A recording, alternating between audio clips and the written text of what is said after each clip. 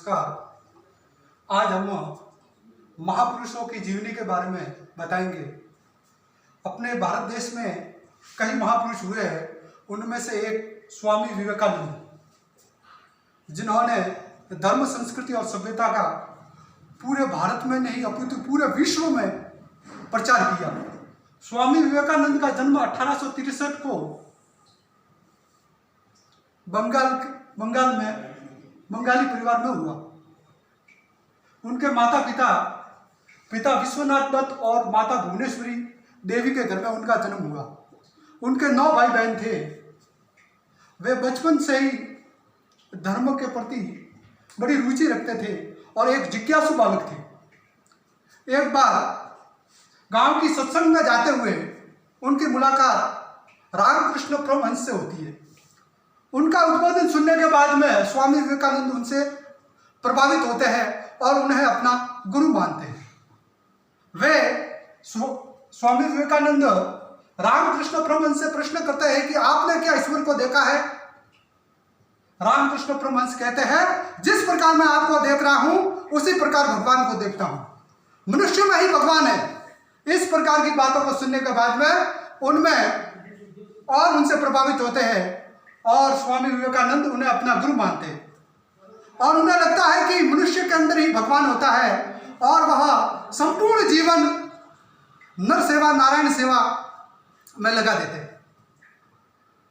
फिर वे स्वामी विवेकानंद रामकृष्ण परमहंस की मृत्यु के बाद में पूरे भारत का दौरा करते हैं और जगह जगह जा करके दीन दुखी लोगों की सेवा करते हैं और उनसे मिलते हैं।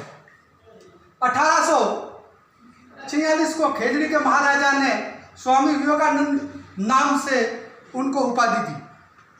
पहले ये नाम नहीं था, पहले नरेंद्र नाम था, लेकिन 1886 के बाद में खेजड़ी के महाराजा ने उन्हें स्वामी विवेकानंद की उपाधि दी। उसके बाद में वे अमेरिका में होने वाले धर्म सम्मेलन की ओर निकलते हैं। 1893 को वे अमेरिका के शिकागो शहर में धर्म सम्मेलन में भाग लेते हैं।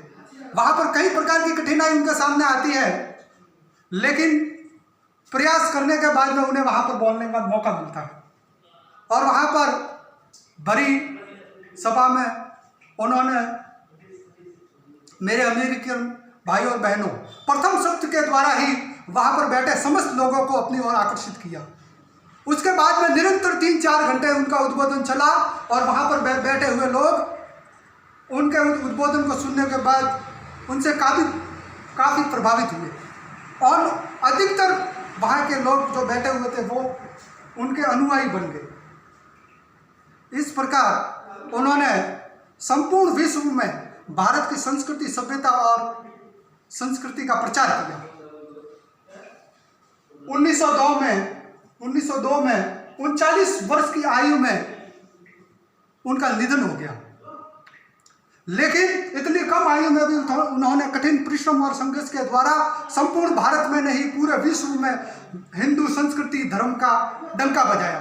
ऐसे महापुरुष बहुत ही कम होते हैं और उनके विचार और उनकी शिक्षा से ही आने वाले हजारों युवा पीढ़ी को शिक्षा मिलेगी। और इसी प्रकार हमें भी संकल्प लेना है कि स्वामी विवेकानंद के बताए हुए रास्ते पर चलेंगे तो हमारा ही नहीं संपूर्ण देश का, संपूर्ण विश्व का विकास होगा। जय हिंद, जय भारत।